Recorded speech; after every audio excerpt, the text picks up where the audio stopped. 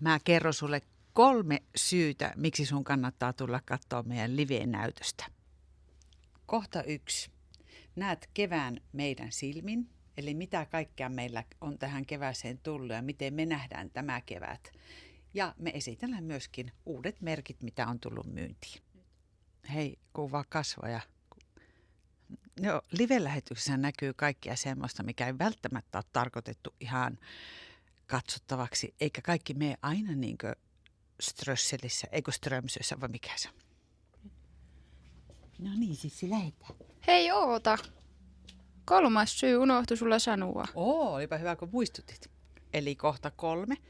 Live-lähetyksessä tulee aina jotakin semmoista, minkä takia sitä kannattaa seurata ja ihan loppuun asti, koska se yllätyksiltä ei vältytä tässäkään lähetyksestä. Me lähdetään nyt siis sen kanssa lataamaan akkuja, että me jaksetaan. Sulla ehkä unohtui jotakin.